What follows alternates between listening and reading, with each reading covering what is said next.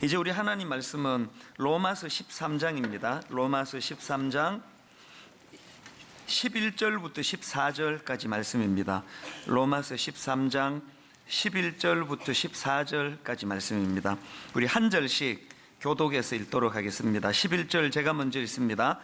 또한 너희가 이 시기를 알거니와 자다가 깰 때가 벌써 되었으니 이는 이제 우리의 구원이 처음 믿을 때보다 가까웠음이라. 밤이 깊고 낮이 가까웠으니 그러므로 우리가 어둠의 일을 벗고 빛의 갑옷을 입자. 낮에와 같이 단정히 행하고 방탕하거나 술 취하지 말며 음란하거나 호색하지 말며 다투거나 시기하지 말고 오직 주 예수 그리스도로 옷 입고 정욕을 위하여 육신의 일을 도모하지 말라. 아멘. 그 구약의 인물 요나 선지자를 다 아시지 않습니까? 저는 이 요나 선지자 하면은 늘 떠올려지는 한 장면이 있습니다. 하나님께서 요나 선지자에게 니느웨로 가서 말씀을 전하라 그렇게 명하시는데 불순종합니다. 그래서 이제 정반대편에 있는 다시스를 향해 가지고 이제 도망을 가는 과정에서 자기가 타고 있던 배가 태풍을 만나 가지고 이제 죽을 고생하는 그 과정을 겪는데요. 제 머릿속에 떠오르는 그 장면이 뭐냐 하니까 그 과정에서 나온 말씀입니다. 요나서 1장 6절.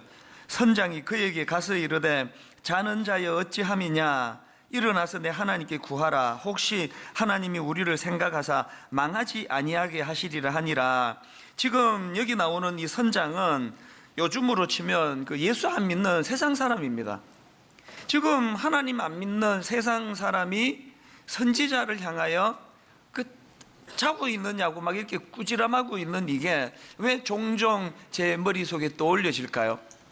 이게 딱 오늘 우리 한국 교회 또 저 같은 목회자들의 참 초라한 모습 아니겠습니까?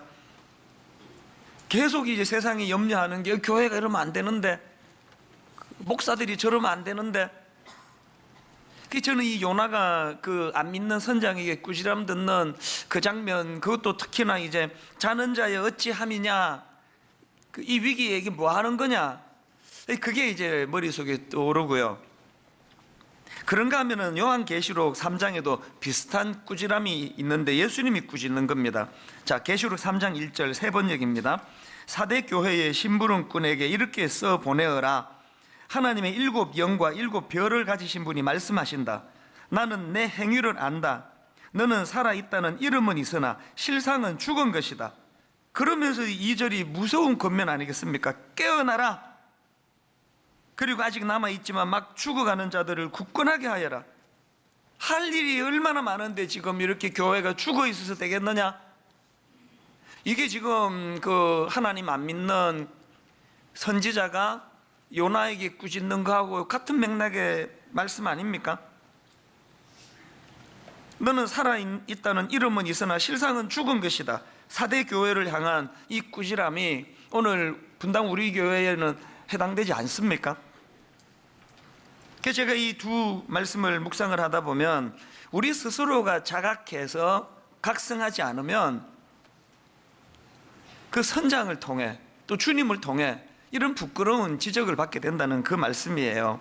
제가 왜 이 말씀을 드리는가 하면 오늘 본문 11절에서의 지적이 그 말씀입니다. 또한 너희가 이 시기를 알거니와 자다가 깰 때가 벌써 되었으니, 자다가 깰 때가 벌써 되었으니 이는 이제 우리의 구원이 처음 믿을 때보다 가까웠습니다. 이 본문 말씀을 쭉 이제 묵상을 하면서 이 경고의 말씀을 심각하게 우리 하나님의 말씀으로 받고 이제 이것을 점검해야 되겠다 생각을 해보니까요, 여기 나와 있는 경고의 말씀이 대략 두 가지로 정리가 되더라고요. 하나는 지금은 각성할 때임을 자각하라는 거예요. 그런가 하면 또 하나가 뭡니까? 꼭 머리에 쓰면 자각하지 말고 진짜 자각이 일어났다면 그 자각에 걸맞는 삶과 행동의 변화가 뒤따라야 된다. 딱 이 두 가지예요, 이 경고의 말씀이. 그래서 오늘 이 부분을 좀 살펴보려고 하는데요. 자, 여러분, 오늘 본문을 통해 주시는 두 가지 경고의 말씀 중에서 첫 번째가 뭐라 그랬습니까? 지금은 위기의식을 가지고 각성할 때라는 겁니다. 방금 읽은 11절에 나오는 너희가 이 시기를 알거니와 자다가 깰 때가 벌써 되었으니, 여기 나오는 이 자다가 깰 때가 됐다는 이 말씀이 전제하는 게 뭡니까? 지금은 잠들기 쉬운 어둡고 타락한 시대를 너희들이 살고 있다는 거 아닙니까? 방심하면은 잠에 빠질 수 있다는 거 아닙니까? 잠자는 사람의 특징이 뭐예요? 자기가 자고 있다는 걸 모른다는 거예요. 데살로니가 전서 5장 5절에서도 비슷한 경고가 나옵니다. 너희는 다 빛의 아들이요 낮의 아들이라. 우리가 밤이나 어둠에 속하지 아니하나니 그러므로 우리는 다른 이들과 같이 자지 말고 오직 깨어 정신을 차릴지라. 이런 면에서 보면은 오늘 본문 11절 말씀의 경고는요, 로마서 12장 2절에서의 큰 틀에서의 전제, 너희는 이 세대를 본받지 말고 오직 마음을 새롭게 함으로 변화를 받아 하나님의 선하시고 기뻐하시고 온전하신 뜻이 무엇인지 분별하도록 하라. 잠들어 있는 사람은 자기가 자고 있다는 걸 인식하지 못하고요, 타락한 사람은 자기가 타락했다는 걸 인식하지 못합니다. 조금 예민하신 분은 벌써 눈치를 채우고 계시더라고요. 제가 살이 좀 빠졌거든요. 턱선이 살아나고요, 놀랍게도 배가 줄었어요. 뱃살이. 어떻게 했느냐, 제가 그동안에 잘못된 이 식생활 습관을 반성하고 이제 두 가지를 안 먹었습니다. 밀가루 음식을 싹 끊었고 100% 끊었거든요. 저는 면이라는 면 종류는 다 좋아하는 사람인데 한 달 반 가까이 싹 끊었고요. 그 다음에 또 끊은 게 당입니다. 당. 그리고는 이제 그 단백질을 많이 먹으려고 애를 써가지고 이제 그 두유를 박스로 사다 놓고 이제 제가 두유도 많이 먹고 그렇게 애를 쓰고 있는데요, 그 과정에서 제가 정말 놀라운 사실을 하나 깨달았는데요, 지금 우리가 사 먹는 모든 음식에는 당이 다 들어 있습니다. 제가 두유를 사려고 보니까 그 권하더라고요. 무가당, 무설탕 두유를 마셔야 된다는 겁니다. 그래서 내가 그 슈퍼에 가가지고 다 뒤졌는데 놀랍게도 무설탕 두유는 아예 전시도 안 돼 있습니다. 왜 안 돼 있을까요? 사람들은 그 맛도 없는 무설탕 우유를 안 찾기 때문에 설탕 들어있는 달달한 두유만 찾기 때문에, 그래서 할 수 없이 제가 인터넷으로 주문해가지고 막 이 박스로 집에 쌓아놓고 지금 그거를 무가당 무설탕 두유를 이제 마시고 있거든요. 그 한창 이제 그 무설탕 두유를 제가 마시다가 한 번은 이제 우리 아들 어디 데려다 줄 때가 있어서 이제 차를 타고 가는데 이 녀석이 자기가 마시려고 이제 설탕 들어있는 그냥 보통 두유죠, 두유를 이제 두고는 그냥 내린 거예요. 그 제가 이제 이거 아까우니까 이거 상할 텐데, 그래서 이제 그 가면서 제가 이제 그 자리에서 두유를 이제 빨대를 꽂아가지고 두유를 마시는데 깜짝 놀랐습니다. 이 달아가지고 못 먹겠더라고요. 너무 단 거예요. 저는 한 번도 두유가 달다는 생각을 해본 적이 없는데요, 무가당 두유만 계속 먹다가 시중에 파는 일반 두유를 마셨더니, 그래서 제가 놀라면서 깨달은 진리가 뭔지 아십니까?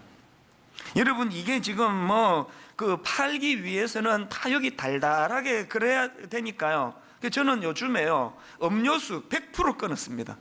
누가 저를 대접하실 때 가장 큰 대접은 물 한 잔 주시는 게, 물 한 잔. 생수가 제일 맛있고요, 몸에 제일 좋고요.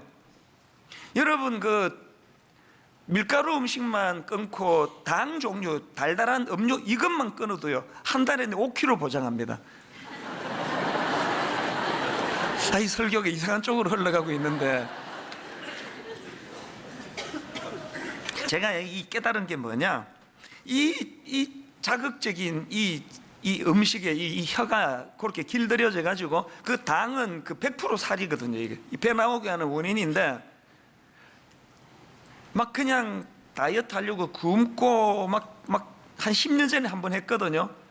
막 생쇼를 다 해가지고 100% 실패죠. 그건 제가 이번에 깨달은 게 이 나쁘게 길들여진 이것만 바꾸어도 몸은 저절로 그렇게 건강하게 돼 있더라고요. 이게 여러분 이런 그 육신적인 식사 문제만 아닙니까? 영적으로도 마찬가지 아니겠습니까? 제가 이거 비슷한 걸 또 최근에 경험했는데요, 제가 이제 미국으로 이민 딱 가던 애가 1983년, 그러니까 지금부터 이게 뭐 35년 전 아닙니까? 83년도에 이민을 가가지고 맨 처음에 이제 본 영화 몇 편은 처음 봤기 때문에 오래 기억에 남는데요. 그 중에 이제 그 플래시 댄스라고 하는, 그때 뭐 내용도 잘 기억이 안 나고 하는데, 이제 어떤 여성이 이제 그 난관 속에서도 막노동하고 그러면서 이제 결국은 꿈을 이루었다, 뭐 그런 내용이었는데요. 한 두석 달 전에 우연히 TV로 이제 그걸 제가 다시 보게 된 거예요. 그래서 제가 그날 굉장히 향수에 빠졌습니다. 그 23살 어린 제 나이의 그 시절이 막 떠올라지고 그랬는데요. 그래서 내가 이제 이 검색을 인터넷으로 하다가 깜짝 놀랐습니다. 그 영화가 그 당시로 19금, 그러니까 요즘으로 말하면 청소년 관람 불가한 거예요. 근데 그걸 이미 새로 다 보고 이제 검색을 했기 때문에 너무 의아한 거예요. 그 영화에서 뭐가 이게 청소년 관람 불가라는 등급을 만들게 했지 이해가 안 되는 거예요. 아마 요새 그거 등급 새로 하면은요, 글쎄 12세가 그것도 안 할지도 몰라요. 조금 전에 우리 그 주일학교 젊은 목사가 나한테 바로 메일이 왔어요. 목사님, 안 그래도 자기가 최근에 무슨 15세 관람가를 봤는데 깜짝 놀랐다고. 그 필요하지도 않은 장면이 여자가 그냥 우퉁훌렁 막 벌써 젖히고 그런 영화가 15세 관람가예요. 83년에 제가 본 플래시 댄스라는 데 그런 장면 하나도 안 나오거든. 이 19금이에요, 19금. 뭘 의미합니까? 그 달달한 거에 내 혀가 이미 익숙하면서도 전혀 인식하지 못하는 거와 마찬가지로 우리 모두가 다 음란하게 짝이 없는 이런 자극적인 문화에 길들여져 있는 거예요. 그런 영화를 15세 그래도 뭐 막 데모하고 항의하는 사람 아무도 없습니다. 이런 것들이 지금 오늘 본문에서 주는 이 경고의 말씀이 얼마나 이게 절실한 건가를 깨닫게 만드는 겁니다. 그래서 누가복음 21장 34절에서도 예수님이 이런 경고를 하시지 않습니까? 너희는 스스로 조심하라. 그렇지 않으면 방탕함과 술 취함과 생활의 염려로 마음이 둔하여지고, 이게 문제 아닙니까? 혀도 둔해지고 마음이 둔하여지고. 처음부터 그렇게 그 수치스러운 부끄러운 자리에 뭐 빠지려고 그랬겠습니까? 느슨하게 이 자극적인 세상에 길들여 살다 보니까 마음이 둔하여지고, 그 다음에 뜻밖의 그날이 덫과 같이 너희에게 말이라. 예수님이 주시는 이 경고의 말씀을 오늘 본문과 더불어 심각하게 받아야 될 줄로 믿습니다. 그런데 여러분, 여기서 한 가지 기억할 게 있는 게요, 이 11절의 구조를 한번 보세요. 이 잠에서 깨어나는 각성을 경험하기 위해서 뭐를 지금 강조하고 있는지 11절을 다시 보십시오. 또한 너희가 이 시기를 알거니와 자다가 깰 때가 벌써 되었으니 이는 이제 우리의 구원이 처음 믿을 때보다 가까웠습니다. 여기 나와 있는 이 구원이라는 이 표현은요, 예수님께서 다시 오실 때 실현될 영광스러운 구원을 의미하는 거거든요. 비슷한 말씀이 로마서 8장 24절에도 나옵니다. 우리가 소망으로 구원을 얻었음에 보이는 소망이 아니니 보는 것을 누가 바라리요. 지금 이런 말씀들이 뭘 강조합니까? 우리가 세상의 유혹을 이기려면 막 우격다짐으로 되는 거 아니에요. 막 살 빼겠다고 막 무식하게 그냥 밥 굶어 가지고 그 100% 실패해요. 며칠이나 견디겠습니까? 좋은 음식을 먹고 나쁜 음식을 피하니까 힘 하나도 안 들고 5kg 빠지는 건 이거 시간죽 먹기더라고요. 붓기가 빠지더라고요. 우리가 그냥 죄 짓지 않으려고 막 발부둥치고 며칠 버티던가, 이거 며칠. 지금 성경이 강조하는 게 뭡니까? 니들이 정말 세상의 유혹을 이기기 원한다면 다시 오실 예수 그리스도, 그분에 대한 소망을 회복해야 된다는 거예요. 밤이 깊어지면 깊어질수록 낮은 가까이 오고, 세상의 타락이 심해지면 심해질수록 예수 그리스도의 재림이 가까이 와 있다는 징조를 볼 수 있는 눈, 이게 오늘 본문에서 강조하는 말씀이거든요. 그 제가 종종 우리 윗대 어른들이 즐겨 부르던 찬양을 제가 인용해 드리지 않습니까? 찬송가를요. 제가 이 설교를 준비하다가 또 떠올려진 찬송가가 하나 있는데요, 제가 새벽기도 철학기도 같은데 어릴 때 따라갔을 때 보면은 이 찬양은 거의 18번지예요. 얼마나 자주 부르는지.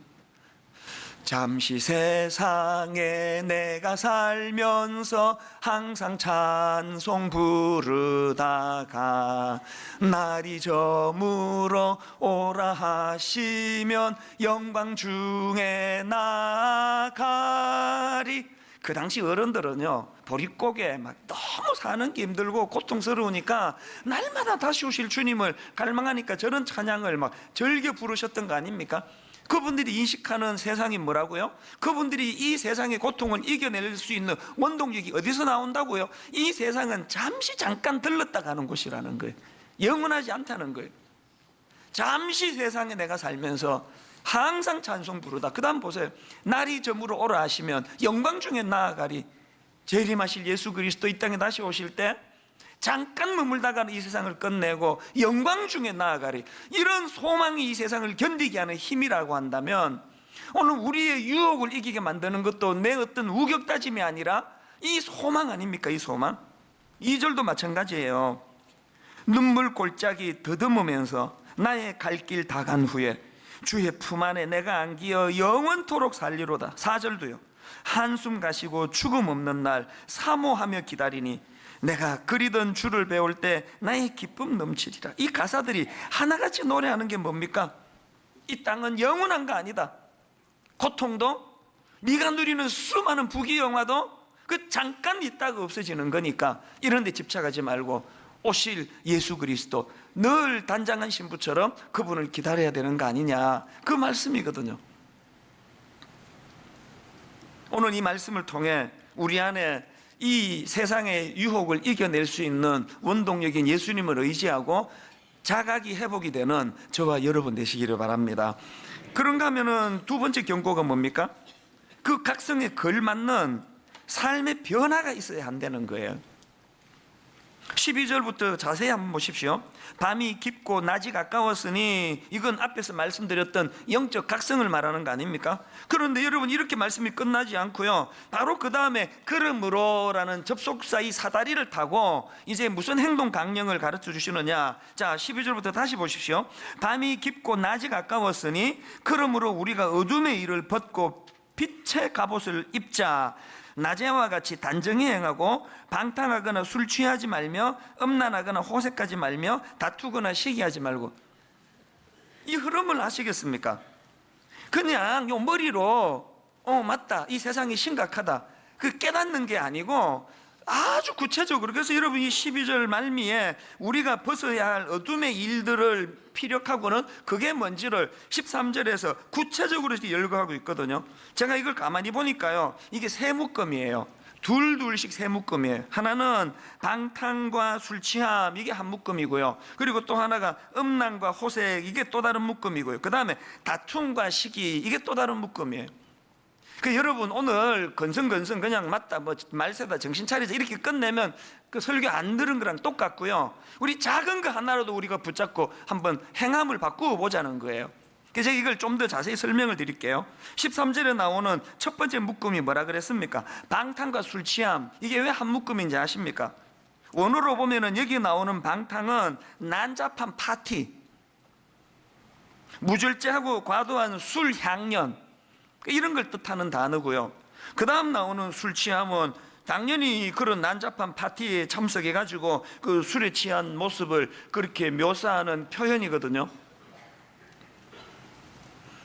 여러 번 말씀드렸지만 전 지난주에 이 말씀을 묵상을 하면서 나는 그 술, 담배를 금한 한국교회가 너무 고마웠습니다. 만약에 지금 뭐 우리 술도 마셔도 되고 담배도 피워도 되고 그러면요, 그 뭐 저는 이미 골초로 폐암으로 죽었을 거예요. 설교하다가 안 풀리면 욕 한 대만 딱 피우면 탁 떠오른다며, 영감이. 그리고 그 술, 이게 허용이 됐다 그러면 신방 가는 데마다 목사님 이게 50년산 프랑스 포도주인데요 그러면서 이거 드시라고 그래가지고 막 가는 데마다 그 술내 나가지고 우리 모든 목사들은 코가 다 빨갛고 알코올 중독, 그리고 또 지금 뭐 세상에 무리를 일으키는 거 거의 뭐 대부분이 다 술과 연관된 거 아닙니까? 목사가 신방 갔다가 술 취해가지고 막 추태를 부리고 그런 일들을 생각하면 진짜 아찔합니다. 그런데 여러분, 이 한국교회가 얼마나 참 고맙게도 일절 그 술 담배를 금했기 때문에 적어도 그 술 때문에 추태를 부리는 일은 없고, 담배 피다가 폐암으로 죽으면 그 하나님 얼마나 부끄러워요. 할 일이 많은데 그냥 몸 관리를 막 이 막 독한 니코틴을 몸에 뿜어내 가지고 폐암으로 죽었다 그러면 그 천국 가서 할 말이 없는 거 아닙니까? 물론 대학교 다닐 때 저는 한국 교회에 대한 원망이 많았습니다. 이뭐 술도 못 먹게 하고 담배도 못 피게 하고 그래가지고 그냥 막 이놈의 예수는 그냥 죽기 한 5분 전에 믿어야 되는데 괜히 모태신앙으로 태어나가지고 내가 그냥 내 팔자가 왜 그러냐고 막 술도 못 마셔가지고 내가 여학생들 사귀지도 못하고 예수 믿는 애들 자꾸 못생긴 애들이고 막 그러면서 나 오늘 왜 이러죠? 대학교 때 그랬다는 이야기예요. 대학교 때 여기 우리 그 젊은 형제자매들이 많이 있는데요. 여러분 그 성경에 또 교회가 하지 마라 그러는 건 다 여러분을 위하는 일이에요. 오늘 여러분 혹시 여기서 말하는 방탕과 술 취함, 무질서하고 과도한 술 파티를 열고 거기에 술에 취해 비틀거리는 그런 모습을 우리 자신을 돌아보면서 여러분 신앙은 결단이거든요. 오늘 진짜 이 자리에서 술 끊고 담배 끊는 결단이 반드시 전 일어나리라고 저는 믿습니다. 꼭 이럴 때는 여자들만 아멘 한단 말이에요. 당사자는 가만히 있고. 그 다음에 두 번째 나오는 게 뭐냐? 음란과 호색이에요. 이 음란이라는 단어를 원어로 보면 재밌습니다. 이거 침대라는 뜻을 갖고 있고요. 또 하나가 부적절한 성관계를 뜻하는 단어예요. 그런가 하면은 그 다음 나오는 호색은요, 방탕과 방종이라는 뜻인데 그 중에서도 성적인 방종을 가리키는 단어예요. 뭘 의미하는지 아시겠죠? 오늘 여러분 우리 대한민국은 음란과 호색이 난무하는 시대 아닙니까? 물들면 안 됩니다. 마지막 나오는 세 번째 묶음은 다툼과 시기예요. 다툼은 우리말과 통용되는 그대로고요. 여기 나오는 시기라는 단어가 또 재밌습니다. 원어로 보면 이 시기는 열심이라는 뜻도 있고 또 시기, 질투 이런 뜻을 갖고 있는 의미예요. 이게 참 그 묘한 거 아닙니까? 우리가 누구를 시기하고 질투하는데 얼마나 열심입니까? 여기 나오는 다툼과 시기라는 이 단어는요, 자기의 유익을 도모하기 위해 남을 해하는데 열심을 다하는 거. 참 그것 때문에 상처받는 분도 많고요, 상처 주는 사람은 더 많은 게 대한민국 아닙니까? 조금만 앞서면 그냥 그 시기와 질투에 열심을 다해가지고 없는 말도 만들어내고 깎아내리고.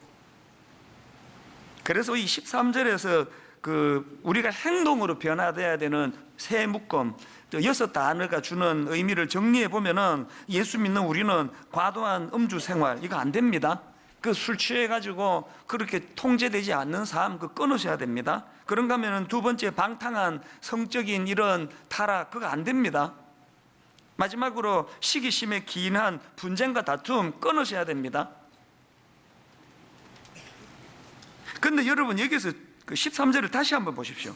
이렇게 이제 뒤에 나오는 방탕하거나 술 취하지 말며 음란하거나 호색하지 말며 다투거나 시기하지 말고 이것들을 쭉 열거했던 걸 앞에서 사실은 한 문장으로 지금 여기 정리해 놨는데 그게 뭐냐? 13절 맨 앞에 보십시오. 낮에와 같이 단정히 행하고. 여러분 우리가 이 어두운 때에 정신 똑바로 차리고 그런 어떤 방탕한 생활을 청산하는 걸 한마디로 단정히 행하고, 그래서 제가 원어로 이 단정히 행한다는 사전과 자료를 많이 찾아봤는데요, 감동을 받은 한 구절이 눈길이 가는 한 구절이 있었습니다. 여기 나오는 단정히 행한다는 말은 적합하게 행하는 거, 합당하게 행하는 거, 제 눈에 들어온 설명이 이거 품위 있게 행하는 거, 이게 단정히 행한다는 뜻이래요. 저는 여러분 정말 품위 있는 목사가 되고 싶습니다. 군의주의에 쩔어가지고 뭐 주의 종 그냥 떠들어대지만 아무도 그 주의 종으로 인정하기 어려운 품위 없는 그런 목사가 되기보다는 뭐 나 좀 믿어달라, 나 또 뭐 리더십을 인정해달라 그렇게 떠들지 않아도 제 행위에서 품위가 나타나는, 신사적이고 품위 있는. 근데 여러분 우리 하나님은 제게 바로 제 곁에 계시는 아빠 아버지예요. 그 제가 이 품위에 대해서 계속 생각을 하는데 바로 지난 그 목요일로 기억하는데요, 그 집사님, 후배 집사님이 오랜만에 저를 찾아왔습니다. 이런저런 이야기를 나누는데 오늘 설교역이 끊이지도 않았는데 이분이 뭐라고 얘기하는가 하니까, 여러분 그 구글 회사 다 아시잖아요. 이분이 그 구글 창업할 때 얘기를 저한테 해주는데요.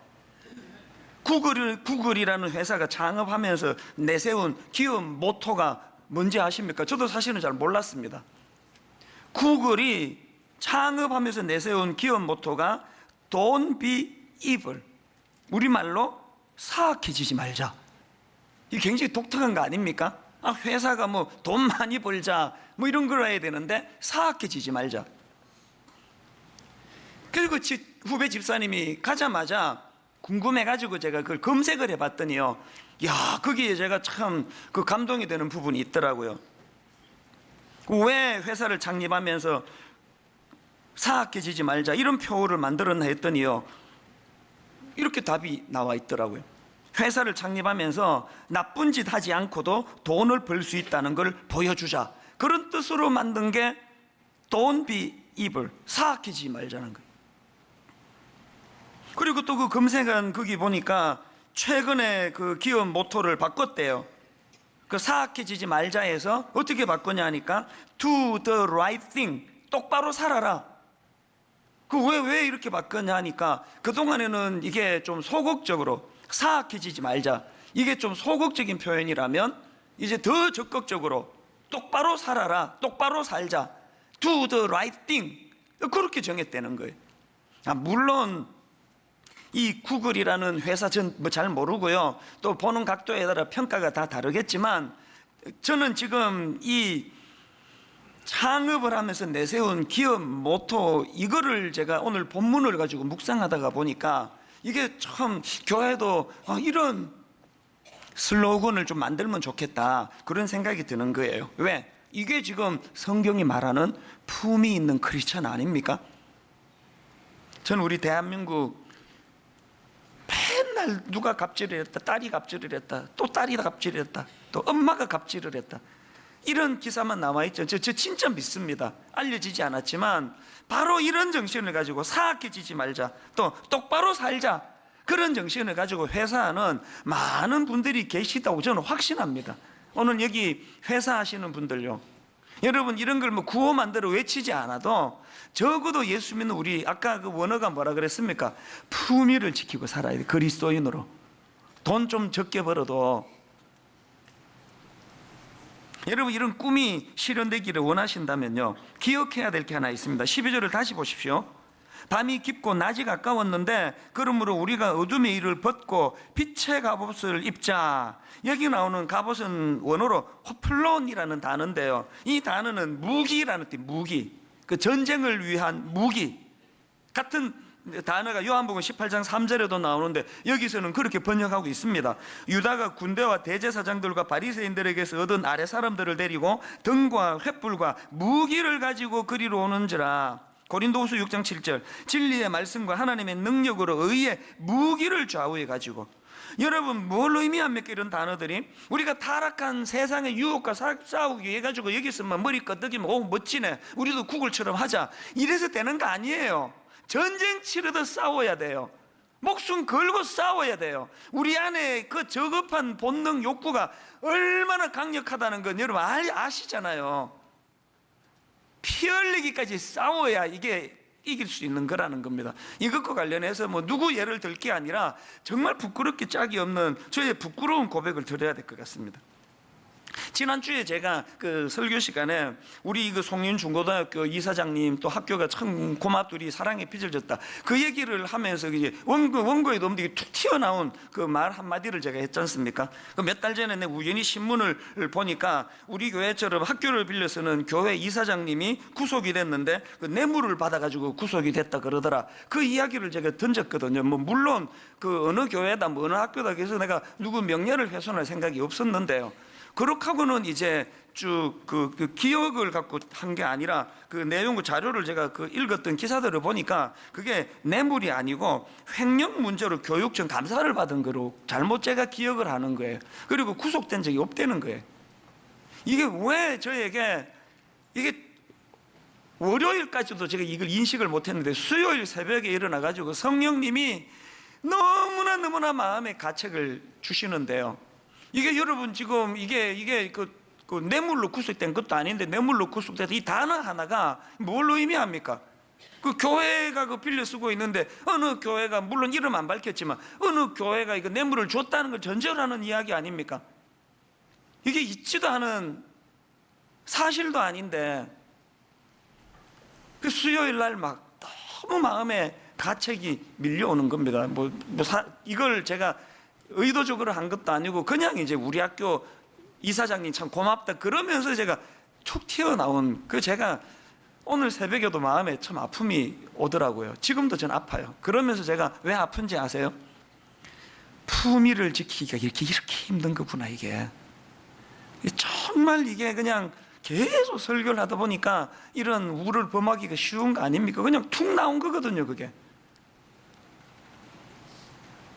저의 이 부끄러운 고백을 여러분께 왜 드러내는지 아십니까? 당연히 잘못된 생각을 교정해 드리고 싶고요. 지금 우리나라에 우리처럼 학교를 빌려 쓰는 교회들이 얼마나 많은데 그런 교회들이 오해를, 저 때문에 있지도 않은 오해를 받는 건 그건 너무 저에게 두려운 일 아니겠습니까? 그리고 또 목사인 제가 이런 고백을 하는 게 뭘 의미합니까? 만만치 않은 싸움이라는 거예요.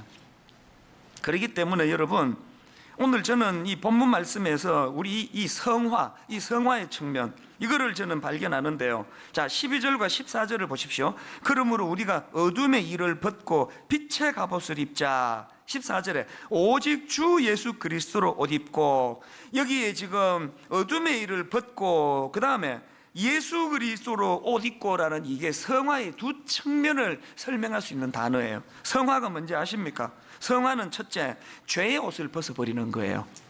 죄의 옷을 벗어버린다는 게 뭘 말합니까? 자신의 죄를 죽이는 게 그게 성화예요. 그런가 하면은 두 번째로 성화는 예수 그리스도의 옷을 입는 것이다. 무슨 말입니까? 우리가 예수 그리스도의 삶과 인격을 닮아가는 그게 성화고요. 그 과정에서 전적으로 주님을 의지하는 태도, 이게 성화예요.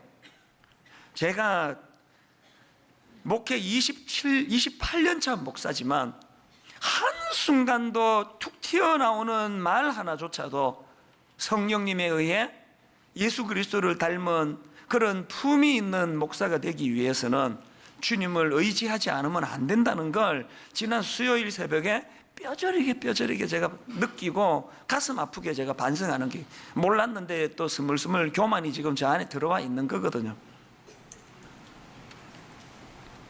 오늘 말씀의 결론을 이렇게 맺기를 원합니다. 오늘 이 본문 말씀은요, 교회 사적으로도 굉장히 중요한 본문이에요. 왜냐하니까 여러분 아시잖아요. 그 어거스틴이라는 위대한 인물이 이 본문으로 회심을 한 말씀이거든요. 어거스틴이 얼마나 방탕한 생활을 했는지 다 아시지 않습니까? 성적으로 또 명예 막 이런데 그 노예로 살아갔다고 할 만큼 방탕한 그였지만, 그가 이제 하나님의 사람으로 회심하는 과정이 오늘 본문이에요. 본문 말씀이에요. 어느 날 정원을 거닐고 있는데 어린아이들이 놀면서 막 이런 이제 노래말이 들리는 거예요. 집어서 읽어라, 톨레 레게. 그래서 이제 그 말에 끌려가지고 성경을 펴서 읽은 게 오늘 본문이고, 이것 때문에 그가 회심했다고 알려져 있는데요. 대부분의 사람들이 아는 건 여기까지고요. 지난주에 제가 그 책을 읽다가 새로운 그 자료를 제가 봤는데요. 당사자인 어거스틴이 그 회심하는 과정을 스스로 기록한 그 내용이 있더라고요. 한번 들어보십시오. 본인이 이렇게 지금 기록하고 있습니다. 이었고 나는 어떤 무화과나무 아래 주저앉았다. 그리고 눈물을 펑펑 쏟았다. 그때 나는 대충 다음과 같은 말을 연거푸 외쳤다. 주여, 언제까지니까? 언제까지 나에게 분노하시겠나이까? 제발 지난 죄를 우리에게 대하여 기억하지 마옵소서. 그 죄들이 한꺼번에 나를 짓눌러 대는 것 같았다. 왜 지금이 아닙니까? 어찌하여 지금 당장 나의 부정함이 끝날 수가 없습니까? 이렇게 외치며, 그 다음 들어보세요. 내 마음은 가장 비통한 참회를 하면서 울었다. 그 다음 내용이 여러분 다 아시는 내용이에요. 그때 뜻밖의 이웃집에서 들려오는 소리가 있었다. 소년인지 소녀인지 분간치는 못했지만 반복하면서 이런 노래를 불렀다. 집어서 읽어라, 톨레 레게. 나의 얼굴은 적시 변했다. 아이들이 저런 말로 노래를 부르면서 놀이를 하는 것은 흔한 일이 아니라고 생각했다. 그러고 펼치던 게 성경이래요. 여러분, 오늘 톨레에게 집어서 읽어라 이게 들려진다고 다 각성이 되는 게 아니에요. 여기 지금 수천 명이 와 앉아 계시지만 말씀이 들려진다고 다 각성이 되는 게 아니에요. 그 각성이 가능하기 위해서는 그가 마음에 자신의 그 처절한 모습을 보면서 이렇게 외치면 내 마음은 가장 비통한 참회를 하면서 울었다. 왜 지금이 아닙니까? 어찌하여 지금 당장 나의 부정함이 끝날 수가 없습니까? 그 자신의 그 초라한 모습, 누가 자기를 뭐라고 대단한 사람이라고 떠받들든 인정하든 상관없이 요 속마음 하나 다스리지 못하는 자기를 초라하게 들여다보는 그 처절한 눈물이 톨렐에게 집어서 읽어라가 인생을 바꾸는 에너지로 연결시켜 준다는 사실이에요. 오늘 저는 우리 성도님들 중에 어거스틴처럼 인생의 변화가 일어나는 사건이 이 말씀으로 일어날 줄로 믿습니다. 우리 이 찬양 한번 같이 불러보시겠습니까? 정결한 마음 주시옵소서. 오 주님, 정직한 영을 새롭게 하소서. 다윗이 왕이지만 왕의 권력으로는 그까지 남의 여자 하나 취하는 그건 죄라고 하기도 어렵지만 그가 자각하고 나서 이것이 하나님 보시기에 얼마나 무서운 죄라는 걸 자각하고 통회하면서 쓴 시, 그게 오늘 이 찬양 아니겠습니까? 우리 같이 한번 불러보기 원합니다. 정결한 마음 주시옵소서. 정결한 마음 주시옵소서. 오 주님, 오 주님, 정직한 영을 새롭게 하소서. 정직한 영을 새롭게 하소서. 우리 다시 한번 정결한 마음 주시옵소서. 정결한 마음 주시옵소서. 사모합니다. 오 주님, 오 주님, 정직한 영을 새롭게 하소서. 정직한 영을 새롭게 하소서. 나를 주님 앞에서 나를 주님 앞에서 멀리 하지 마시고 멀리하지 마시고 주의 성령을 거두지 마옵소서. 성령을 거두지 마옵소서. 그 구원의 기쁨, 구원의 기쁨 다시 회복시키시고 회복시키시고 변치 않는 마음 내 안에 주소서. 내 안에 주소서. 나를 주님 앞에서 나를 주님 앞에서 멀리 하지 마시고 멀리하지 마시고 주의 성령을 거두지 마옵소서. 성령을 거두지 마옵소서. 그 구원의 기쁨, 구원의 기쁨 다시 회복시키시고 회복시키시고 변치 않는 마음 내 안에 주소서. 내 안에 주소서. 아까 제가 앞에서 말씀드렸죠. 잠든 사람은 자기가 자는 걸 몰라요. 영적으로 잠든 사람은 자기가 잠들었다는 걸 모릅니다. 그래서 허구한 날 배우자한테 당신은 이게 문제야, 당신은 저게 문제야, 알아?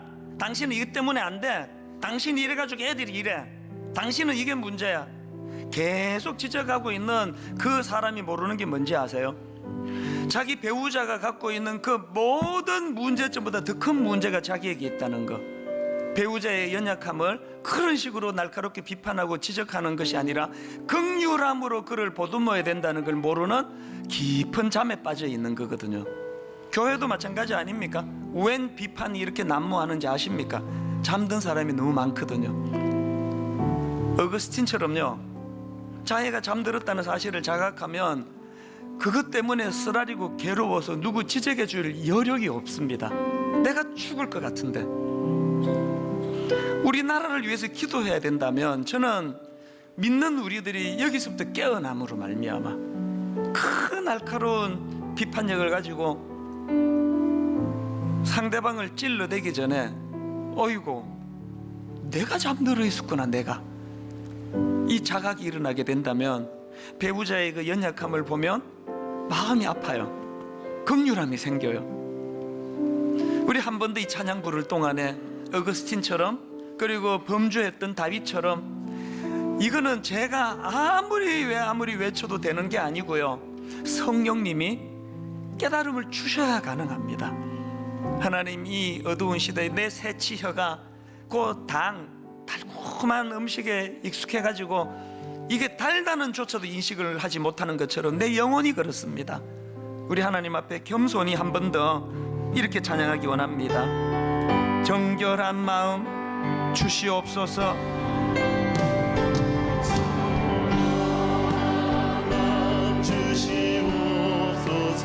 오 주님,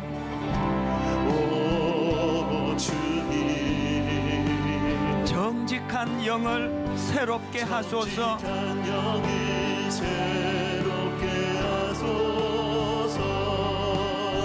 간절히 구합니다. 정직한 정결한 마음 주시옵소서. 오 주님,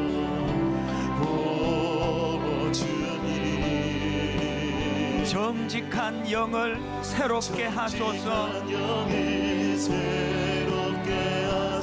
어거스틴처럼 절박하게 사모합니다. 나를 주님 앞에서 멀리하지 마시고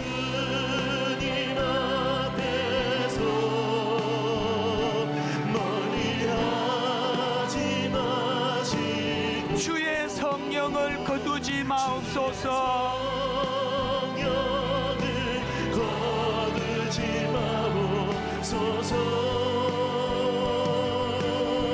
그 구원의 기쁨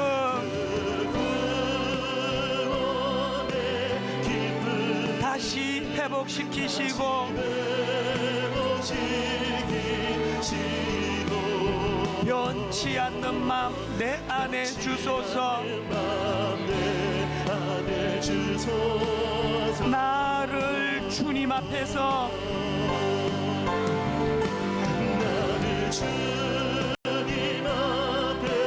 멀리하지 마시고 주의 성령을 거두지 마옵소서.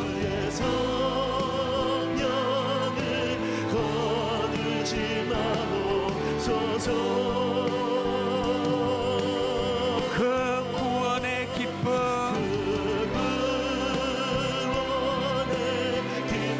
다시 회복시키시고 변치 않는 맘 내 안에 주소서. 변치 않는 맘 내 안에 주소서. 여러분, 제가 고백했듯이 뭐 어마어마한 타락은 아니라 할지라도 주변에 사람에게 상처를 주고도 그것조차도 인식하지 못하는 목사인 저조차도 그렇고, 하나님, 내 배우자에게, 내 교회에서 하나 오늘 이 타락한 시대에 나도 모르게 잠에 취해 있는 나를 발견합니다. 어거스틴처럼 울면서 주님, 이대로 어떻게 이게 이렇게 사는 게 가능하겠습니까? 그때 톨레 내게 집어서 읽어라. 오늘이 그날이 되기를 원합니다. 우리 같이 기도할 때 하나님, 내 가정을 살려주시고 이 나라를 살려주시는데 그 첫 출발은 내가 자각하는 겁니다. 잠들어 있는 나를 발견하고 주님 앞에 회개하기 원합니다. 통성으로 같이 기도하시겠습니다. 살아계신 하나님 아버지, 오늘 이 시간 오직 주님의 은혜만을 구합니다. 아버지 하나님, 잠들어 있는 저희를 깨워주시기를 원합니다. 아버지 하나님, 주님 앞에 연약해 있는 모습들을 보게 해주시고 오직 은혜를 구할 수밖에 없는 인생을 깨닫게 해주시옵시고, 하나님, 어거스틴에게 허락하셨던 그 은혜를 오늘 이 시간 우리에게 허락하여 주시옵소서. 하나님을 믿는 그리스도인이라면 우리들에게도 아버지 그 막연한 은혜를 오늘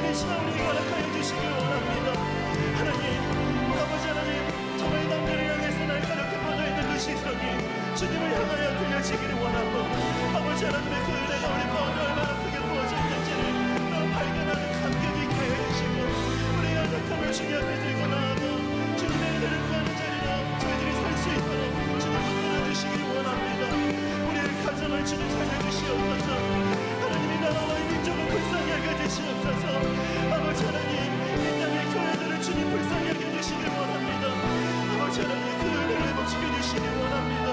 구원의 감격을 회복시키시고 정직한 영을 새롭게 해주시옵시며 그 은혜가 사랑하시는 감옥적인 역사를 허락하여 주시옵소서.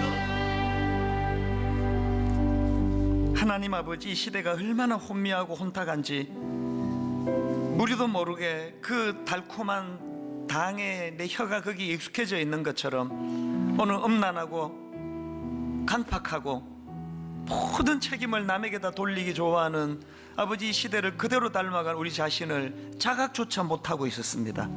하나님, 어거스틴처럼 비통하고 참회하는 마음으로 울면서 지금 당장 나의 부정함을 끝낼 수가 없습니다라고 고백했던 그 눈물 속에 집어서 읽어라 톨레레게 그를 변화시킨 말씀의 능력이 나타났던 것처럼 오늘 다름 아닌 나 자신을 돌아보며 아버지 잠에서 깨어나는 은혜를 또 사건을 허락하여 주시옵소서.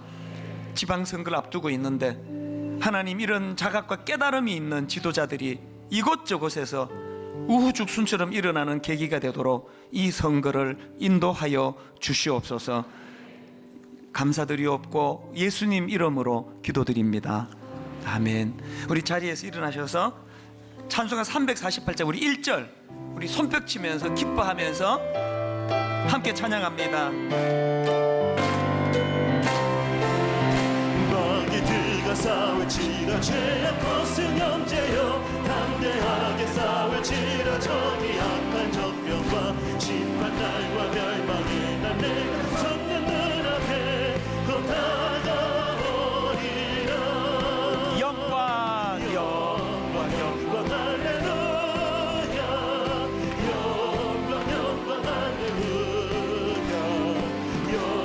영광 할렐루야 곧 승리하리라. 하나님, 이번 한 주간도 오늘 말씀이 주는 깨달음을 가지고 사는 자답게 한 주간 깨어 이 시대를 바라보며 또 승리하는 한 주간 되게 하여 주시옵소서. 우리 주 예수 그리스도의 은혜와 하나님 아버지의 다함없는 사랑과 성령님의 감동, 감화, 위로, 교통, 충만하심의 역사가 주신 말씀 마음에 담고 깨닫고 자각하며 변화되기로 결단하며 예배하는 모든 주의 자녀들 머리 위에 지금부터 영원토록 함께 하시기를 간절히 축원하옵나이다. 아멘.